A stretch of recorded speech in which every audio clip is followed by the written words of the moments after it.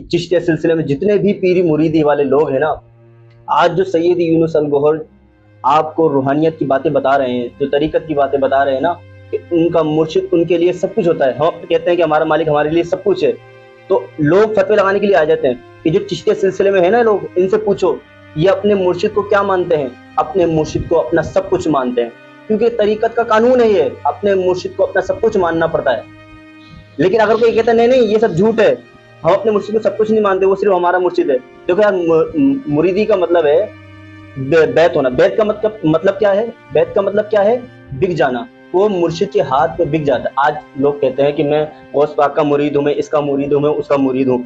ओ भाई, ऐसे पीरी मुरीदी नहीं होती है। बैत कब होती है? जब मुर्शिद आपका सामने हो, उसके हाथ पे बैत होती है।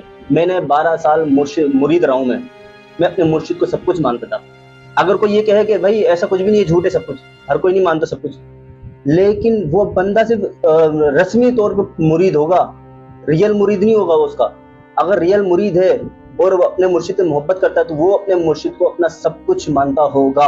ये चिश्तिया सिलसिले में है। फर्क क्या है? वो आस्थानों में बैठ के कर रहे होते हैं, चार दीवारी में बैठ के सारी बातें करते हैं रूहानियत की, थोड़ी बहुत, वो भी सिर्फ बातें हैं, फैज नहीं है उन बातों का।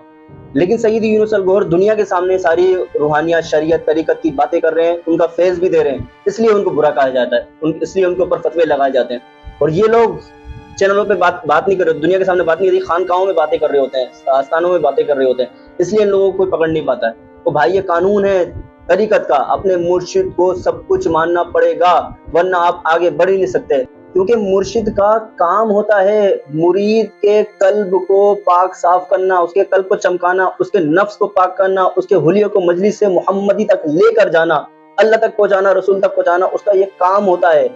चंदे नजराने लेना उसका काम नहीं होता। मुरीद की जेबों पे नजर नहीं डालता मुर्शिद। सैयद यूनुस अल गौहर किसी से पैसे नहीं ले रहे हैं, वो आपका टाइम भी नहीं ले रहे, कहीं जाना भी नहीं पड़ रहा। अलरा टीवी को ज्वाइन करें। यार मैं दिल से माफी चाहता हूँ, अगर कोई मेरी बात बुरी लगी हो मैं माफी चाहता हूँ, लेकिन मेरा मकसद यही था यार, ये जो सैयद यूनुस अल गौहर फरमा रहे हैं ना, ये कोई नई तालीम नहीं, ये पुरानी तालीम है, ये मौला अली से चलती भी आ रही है। ये तालीम अपने मुर्शिद के जरिए ही बंदा आगे बढ़ता है भाई। ये जिक्र कल की तालीम है, मौला अली की तालीम है, ये वहीं से चलती भी आ रही है।